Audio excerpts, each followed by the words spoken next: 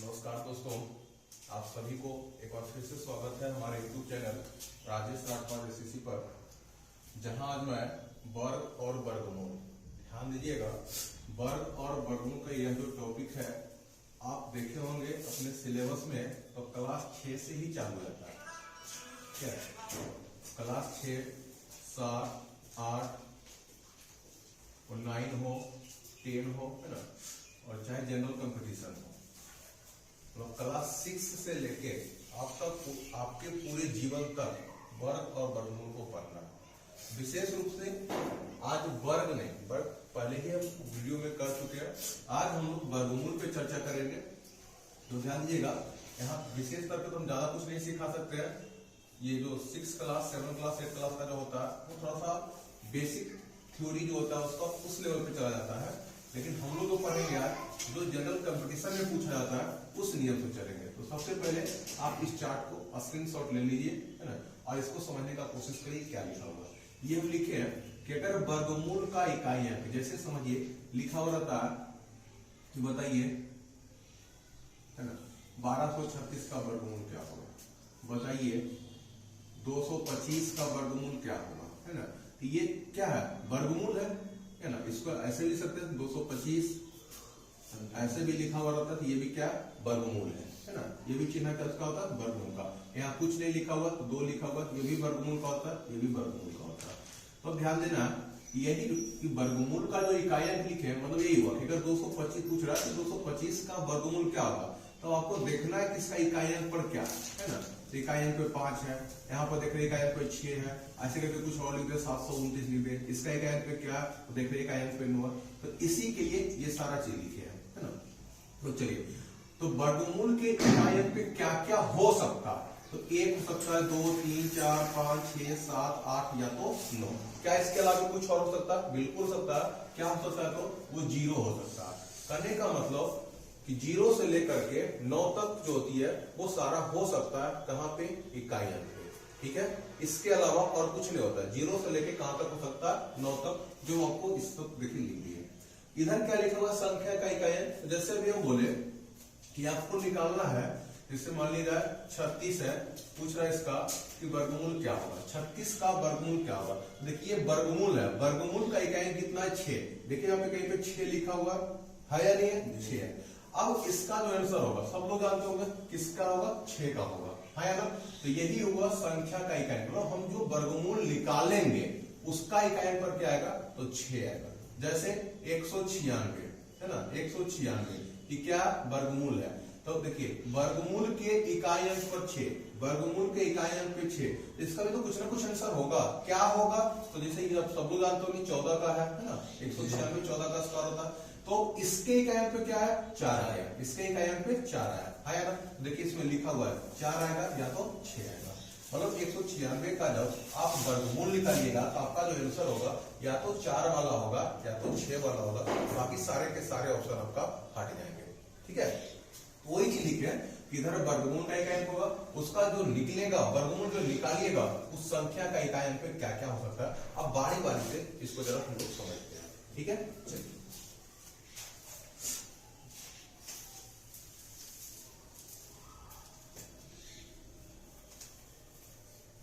अब चलिए समझते हैं क्या दिया हुआ ये।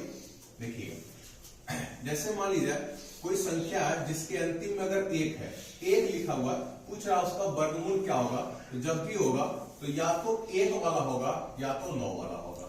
करने का मतलब कोई संख्या को दे दे, हम उटपटांग सा कुछ भी लिख दे, है ना, किस प्रकार से लिख दे, बोले बताइए इसका वर्गमूल निकालेगा 14। हमें नहीं पता कि इसका पूरा पूरी वर्गमूल निकलेगा भी या नहीं निकलेगा, लेकिन इतना मालूम है कि अगर अंतिम में 1 है, अंतिम में क्या देख रहे हैं, 1 है, तो आंसर जो होगा उसके ऑप्शन में या तो 1 होगा या तो क्या होगा, 9 होगा। बस इसी तरह से सभी को समझना है। तो अगर वर्गमूल के इकाई अंक पर 1 होगा तो मेरा आंसर 1 या तो 9 वाला होगा।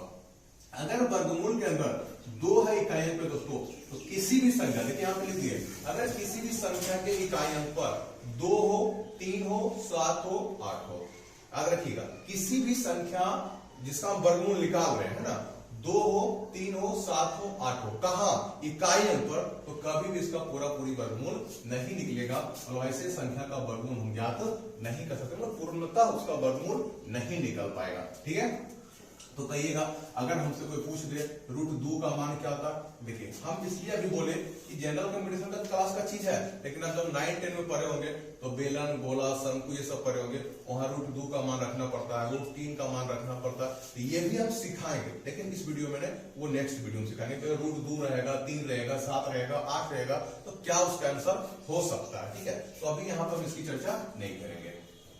चलिए अब आगे बात समझ गए कि जिसके इकाई पे 2, 3, 7, 8 हो उसका पूरा पूरी वर्गमूल नहीं निकलेगा। जैसे यहाँ पे 2 है तो इसका पूरा पूरी वर्गमूल नहीं निकलेगा, 3 है पूरा पूरी वर्गमूल नहीं निकलेगा। अब बात कर लेते हैं 4 का। देखिए 4, ये 2 और 8 लिखे क्यों? जब 4 लिखा हुआ है, ये 2 और 8 ही हम क्यों लिखे हैं? तो सोचिए, इधर वर्गमूल है, इधर वर्ग है, वर्ग का ही तो वर्गमूल निकला है, जो जिसका पूरा पूरी वर्ग रहेगा उसी का तो वर्गमूल निकलेगा। जैसे 5 का वर्ग क्या होता है? 25, तो 25 का पूरा पूरी वर्गमूल निकल जाएगा। 6 का वर्ग क्या होता है? 36, तो 36 का पूरा पूरी वर्गमूल निकल जाएगा, है ना। चलिए, तो यहाँ पर वही करा कि अगर वर्गमूल के अंदर 4 है तो 2 और 8 क्या होगा, मतलब क्यों 2 ही और 8 क्यों हो सकता है? क्योंकि दोस्तों 2 का जब स्क्वायर करिएगा ना तो 4 देगा, और 8 का जब स्क्वायर करिएगा ना तब 64 देगा। देखिए इकाई अंक पे 4, यही दोनों में आ ही सकता, इसके अलावा किसी में नहीं आने वाला है। बात समझ रहे हैं? फिर से समझिए, क्या समझाना चाह रहे हैं कि यदि वर्गमूल है ना, जैसे आप समझिए यहाँ पे कोई संख्या इस प्रकार से लिखा हुआ, इधर कुछ भी लिखा हुआ लेकिन इकाई अंक पे क्या 4 है, तो 2 और 8 ही हम क्यों लिख रहे हैं? क्योंकि 2 का स्क्वायर करेंगे तभी 4 आएगा, 8 का स्क्वायर करेंगे तभी 64 का इकाई अंक क्या आएगा? 4 आएगा। मतलब इकाई अंक 4 है ना, तो 4 लाने के लिए या तो 2 का स्क्वायर करना पड़ेगा या तो 8 का स्क्वायर करना पड़ेगा। बात समझ रहे ना, स्पष्ट है ना। देखिए 5 आसान है, 5 रहेगा तो 5 ही होगा। ठीक है, उसी प्रकार से 6 है तो 4 या तो 6 होगा, 7 का नहीं निकलेगा, देखिए यहाँ पे लिख दिए थे, 8 का नहीं निकलेगा, 9 किसमें करता है? 3 या तो 7 में, 3 का स्क्वायर करते हैं तो भी 9 देता है, 7 का स्क्वायर करते हैं तो भी 49 में इकाई अंक 9 देता है। तो इस चार्ट को पूरा पूरी समझ लिए। अब इसी में दूसरा नोट क्या था, अब देखिए यहाँ पे 0 लिखा हुआ, यहाँ पे 3 0 लिखा हुआ, यहाँ पे 5 0 है, आगे 7 होगा, 9 होगा, 11 होगा, तो 0 में भी समझिएगा। अब √10 है ना, 10 है, क्या इसका पूरा पूरी वर्गमूल निकलेगा? तो नहीं निकलेगा। लेकिन आप 100 लिख लेते हैं तो पूरा पूरी निकल जाएगा, बिल्कुल निकल जाएगा। इसका मतलब क्या हुआ कि अगर इकाई अंक पर समझिएगा, वर्गमूल के इकाई अंक पर अगर 1 0 हो, 3 0 हो, 5 0 हो, 7 0 हो, कहने का मतलब है कभी भी वर्गमूल में कोई संख्या हो, उसके इकाई अंक पर 0 की संख्या अगर विषम में हो, जैसे 1, 3, 5, 7 में हो, तो उसका भी पूरा पूरी वर्गमूल हम नहीं निकाल सकते। यही चीज लिखा हुआ, 1, 3, 5 आगे कुछ भी होता तो इसका पूरा पूरी वर्गमूल हम नहीं निकाल पाएंगे। हाँ, कब निकलेगा? जब 2 हो, यानी जोड़ा में हो, 2, 4, 6, 8 होगा तो उसका पूरा पूरी वर्गमूल हम निकाल सकते हैं। अब इन्हीं के मन में ये प्रश्न भी उठ रहा होगा, चलिए समझिए क्या प्रश्न उठ रहा है आपके मन में। अभी आप कहिएगा कि 2, 3, 7, 8 वाला तो बोल दिए कि नहीं निकलेगा, तो बोलिए आप लिख दिए हैं कि 6 वाला में तो पूरा पूरी निकल जाता है, तो बोलिए 36 का तो बोल दिए कि 36 का वर्गमूल 6 होता है, क्या 46 का वर्गमूल भी 6 होगा? तो नहीं होगा, ये क्या है? गलत है। देखिए इसका मतलब क्या हुआ, तो ऐसे बोलिएगा तो आप कहिएगा 64 का तो पूरा पूरी वर्गमूल निकलता है यार, लेकिन क्या 54 का निकलेगा? तो ये भी नहीं निकलेगा, है ना। समझना बात क्या, हम क्या बोले कि जिसके इकाई अंक पर 2, 3, 7, 8 हो, जिसके इकाई अंक पे 2, 3, 7, 8 हो, उसका पूरा पूरी वर्गमूल नहीं निकलेगा, कभी नहीं निकलेगा। लेकिन बात रहा 4 का, 6 का, इसका निकल भी सकता है और नहीं भी। ये हमने बोला कि इसका कभी नहीं निकलेगा, ये हो गया कि कभी नहीं निकलने वाला है ना, कुछ भी कर लीजिए इसका निकलने वाला नहीं है, और इसमें निकल भी सकता है और नहीं भी निकल सकता है। बात समझे? आगे बढ़े, चलिए अब देखते हैं एक दो एग्जांपल हम लोग इस पे ले लेते हैं कि है क्या है। ऐसे तो देखिए वर्गमूल जो है ना, 2 ही विधि से निकाला सकता है। आप लोग पढ़े होंगे कि वर्गमूल को हम कितने तरीके से बना सकते हैं, तो 2 तरीका। पहला तरीका हम लोग क्या करते हैं? भाग विधि, हाँ या ना। पहला तरीका था हम लोग का भाग विधि, ठीक है, और दूसरा तरीका था हम लोग का गुणनखंड विधि, गुणनखंड विधि। तीसरा तरीका जो हम लोग पढ़ रहे हैं इसको हम लोग बोलते हैं अनुमान विधि। ठीक है, अनुमान विधि। अब समझिएगा ये कोई विधि नहीं होता। ठीक है, हम लोग को पढ़ना था भाग विधि या गुणनखंड विधि, जो 6, 7, 8 तक पढ़ना था हम लोग को। ठीक है, वहां पे लिख देता है क्वेश्चन, आप भाग विधि द्वारा निम्न में से भाग विधि द्वारा किसका गुणनखंड निकाला जा सकता है, किसका वर्गमूल निकाला है ना, इस प्रकार से लिख देता है। आप जनरल कंपटीशन की तैयारी करते हैं वहां कुछ नहीं लिखता है, आप कैसे लाए हो बस ऑप्शन सही मिलना चाहिए, आपको एक नंबर मिल जाएगा। तो चलिए हम एक का क्वेश्चन तीनों का बताते हैं, पहले समझ लीजिए, है ना, जो एकदम बेसिक से समझना चाहते हैं। अब जैसे मान लेते हैं कोई संख्या ले लेते हैं हम लोग, बोलिए क्या ले ले, आप लोग बोलिए जी, जैसे ले लेते हैं 30, 25, है ना, बोल रहा है किसका वर्गमूल निकालना, क्या निकालना है इसका वर्गमूल। तो पहला हम लोग भाग विधि से सीखते हैं। अगर 30 और 25 लिखा है ना, कौन विधि से, पहला विधि से हम लोग समझ रहे हैं भाग विधि से।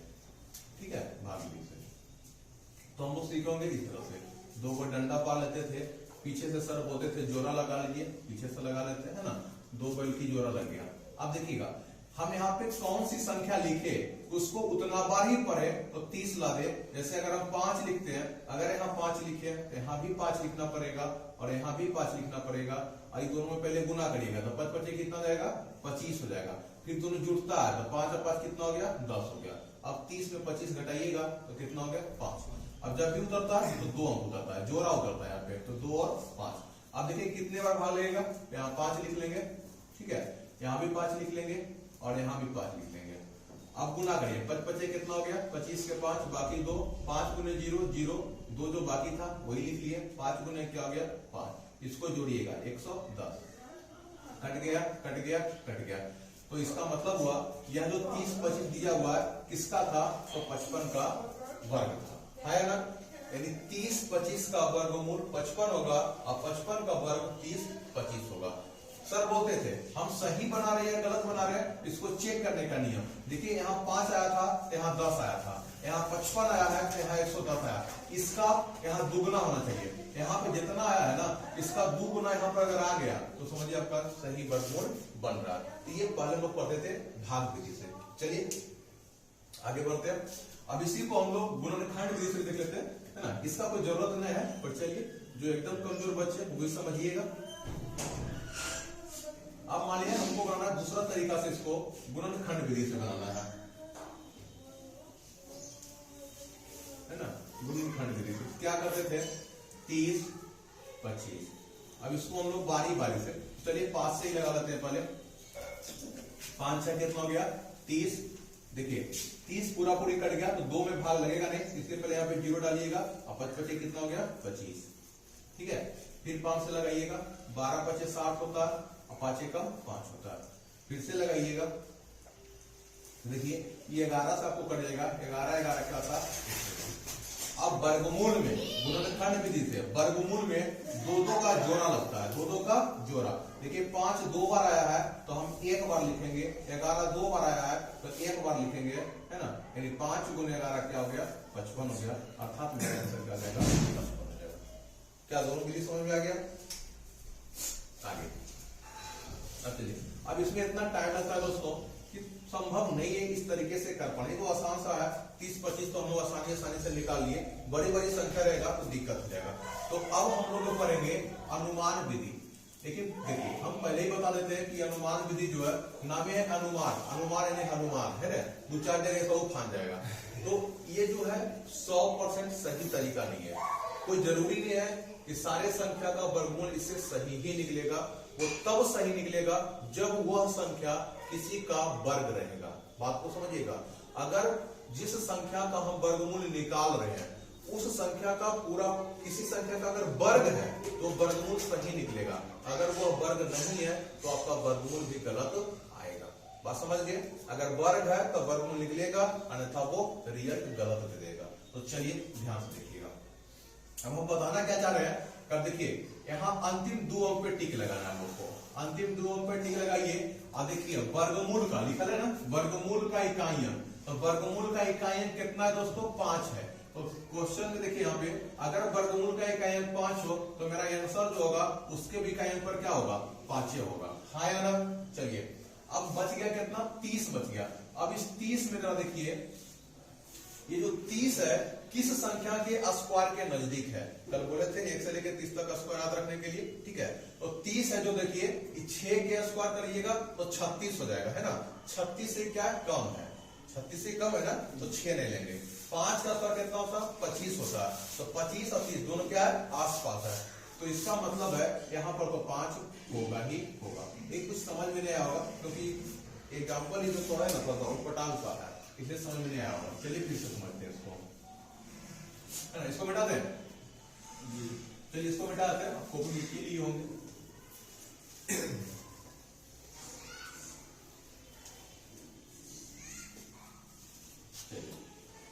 जैसे में कुछ भी बोल सकते हैं, एग्जाम्पल में बोलिए आप लोग, बोलिए कोई ऐसा संख्या जिसका हम लोग वर्गमूल निकाल लें। जैसा भी बोलते हैं कुछ छियानवे, है ना। छोटा छोटा एग्जाम्पल लेके हम लोग बड़े पे पहुंचते हैं। चलिए देखिएगा, अब पहले 2 अंक पे आप घेरा लगा लीजिए, है ना। पहले 2 अंक पे आप घेरा लगा लिए। अब देखिए इसका इकाई अंक क्या, 6 है। जब इसका इकाई अंक पर 6 है तो आपको भी लिखे थे, टेबल जो बनाए थे तो लिखे थे कि मेरा आंसर जो होगा उसके भी इकाई अंक में या तो 4 होगा या तो क्या होगा, 6 होगा, है ना। या तो 4 होगा या तो 6 होगा। चलिए यानी मेरा आंसर या तो 14 होगा या तो 16 होगा। अब बात रहा क्या है यहाँ पे, 1। अब क्या बच गया, 1 बच गया। तो यह जो 1 है किसके स्क्वायर के नजदीक है, तो 1 के स्क्वायर के ही नजदीक है ना। तो 1 का स्क्वायर कितना, 1 होता है। अभी 1 में 1 घटाइए, घटाने के बाद क्या आ गया, 0। अगर 0 आ जाए या छोटा आ जाए, 0 आ जाए छोटा आ जाए तो छोटका मान, कौन मान लीजिएगा, छोटका मान। अगर घटाने के बाद बड़ा आ जाए तो कौन मान लेंगे, बड़का मान। थोड़ा कम समझ में आया होगा, फिर से समझिएगा। चलिए जैसे हम लोग ले लेते हैं 10 को 24, है ना। 10 को 24 का वर्गमूल निकाला। क्या बोले हम लोग, पीछे से 2 अंक पे घेरा लगा दीजिए। अब इसके इकाई अंक पर क्या, 4 है। तो अगर 4 है तो बोले क्या लिखे थे टेबल में, या तो 2 आएगा या तो क्या आएगा, 8 आएगा। अगर वर्गमूल के इकाई अंक पर 4 है तो मेरे आंसर में 2 या तो क्या आने वाला, 8 आने वाला। अब देखिए 10 किसके स्क्वायर के नजदीक है, तो 10 जो है 3 के स्क्वायर के नजदीक है। इसका मतलब है 3 तो मेरा आंसर होगा, यानी या तो 32 मेरा आंसर होगा या तो 38 मेरा आंसर होगा। इसके अलावा कुछ होने वाला नहीं है। अगर ऑप्शन में एक वो घटा गया तो ठीक है, अगर दोनों घटा गया तो चेक करना पड़ेगा, है ना। चलिए अब देखिए क्या बोले, 3 का स्क्वायर किया तो कितना क्या, 9। यहां लिखा है 10, 3 का स्क्वायर किया क्या, 9। दोनों को घटा लीजिए, घटाने के बाद क्या आया, 1 आया, है ना। घटाने के बाद कितना आया, 1 आया। तो यह जो 1 आया ये 9 से छोटा है कि बड़ा है, तो छोटा है। तो छोटा है तो छोटा मान होगा, ये वाला मान नहीं होगा। बात समझे, फिर से चलिए अब ध्यान दीजिएगा। अब इस तरह से आपको बड़े बड़े, है ना, संख्या दे रहे हैं, इसका आपको पूछे कि वर्गमूल क्या होगा, एकदम सेकंड में जवाब कैसे देना समझिएगा। अंतिम 2 अंक को घेरा लगाना है, 9 है। आपको भी पढ़ा है कि 9 कब होगा, या तो 3 का स्क्वायर करेंगे या तो किसका, 7 का स्क्वायर करेंगे। अब 13 किसके स्क्वायर के नजदीक है, तो 13 देखिए 4 के स्क्वायर के नजदीक है, नहीं 4 का स्क्वायर ज्यादा होता है, 3 के स्क्वायर के नजदीक है। तो 3 तो लिखेंगे ही, लेकिन 3 का स्क्वायर होता कितना, 9। तो 13 में से 9 घटाइएगा कितना, 4 आ गया। 4 क्या है, 3 से बड़ा, बड़ा है तो बड़का मान, ठीक है। फिर यहां देखिएगा अंतिम 2 अंक देखिएगा कितना, 9 है। तो 9 कब आएगा, या तो 3 में आएगा या तो 7 में आएगा। देखिए 22 किसके नजदीक है, तो 4 के स्क्वायर का नजदीक है, 4 के स्क्वायर के नजदीक है। 4 का स्क्वायर होता कितना, 16। 22 में 16 घटाइएगा 6, बड़ा आ गया ना, तो बड़ा गया तो बड़का मान क्या आ जाएगा, 47 आएगा, ठीक है। अब यहां देखिएगा 2 अंक पे घेरा लगाइए, 6 कब आएगा, या तो 4 में आएगा या तो 6 में आएगा। अब देखिएगा ये अभी बताया थे कि 99 का स्क्वायर जो होता है कितना होता है, 9801। 9880 9801 के नजदीक है या नहीं है, बोलिए, है या ना। इसका मतलब है 99 तो होगा, ये तो कंफर्म है कि 99 क्या होगा, होगा। अब बड़ा रहेगा तो बड़का मान, छोटा रहेगा तो छोटका मान। तो 9880 में 98 घटाइएगा तो 79 बच जाएगा, है ना। 79 जो है 99 से छोटा है तो छोटका मान यानी 194, ठीक है। तो 1369 किसका हो गया, 37 का। 2209 किसका हो गया, 47 का। और ये हो गया किसका, 994 का। चलिए समझ आ रहा होगा हम लोग को। अब मिलते हैं हम लोग अगले वीडियो में।